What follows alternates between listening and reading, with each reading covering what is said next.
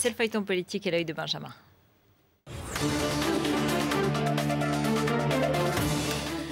Le candidat Jacques Cheminade aurait été prêt à tout pour obtenir ses 500 parrainages. Le journal Sud-Ouest publie le témoignage d'un maire qui affirme qu'il y aurait promis un poste de ministre contre sa signature. 59 personnalités françaises se mobilisent pour lutter contre l'abstention. Une quinzaine de spots comme celui-ci seront diffusés sur Internet et sur les réseaux sociaux. Vous reconnaissez ces personnalités.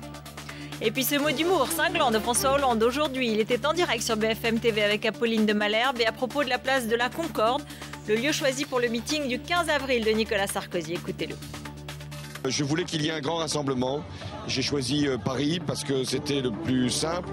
Nicolas Sarkozy a choisi la Concorde.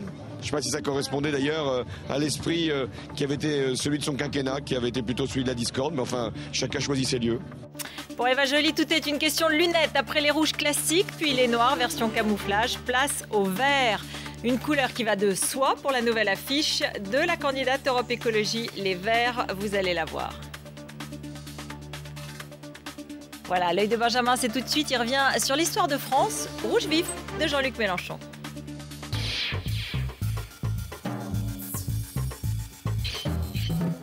Peuple français, médite à cette occasion la terrible leçon de ton histoire. Ah, l'histoire. Jean-Luc Mélenchon a fait une de ses armes de campagne en ponctuant ses discours de référence, celle de la gauche républicaine et révolutionnaire. La grande et glorieuse révolution de 1789. La grande et glorieuse commune de Paris. Oui, pas un meeting sans sa leçon, son récit aux colorations très rouges. Et dans ce grand roman national, l'homme du front de gauche ne cesse de citer son panthéon personnel. Louise Michel, à l'appel de Jules Vallès et du cri du peuple, comme l'a dit Jean Jaurès. Oui, une certaine histoire de France avec ses grands noms, ses grands lieux. Cette place où a été brûlé le dernier trône des rois.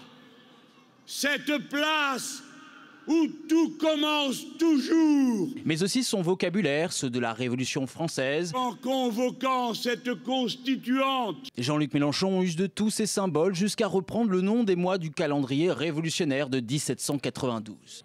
Mes amis, nous sommes au mois de Germinal. Oui, pour Jean-Luc Mélenchon, tout est une question de date.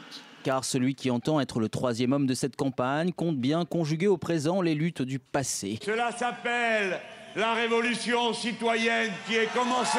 Notre insurrection citoyenne fixée le soir des élections. Transmettre le flambeau. Ici, nous reprenons le fil que le grand Jaurès a tissé pour nous. Faire de ses électeurs les dignes héritiers des luttes d'antan, à l'image de ses militants au point levé et portant le bonnet phrygien.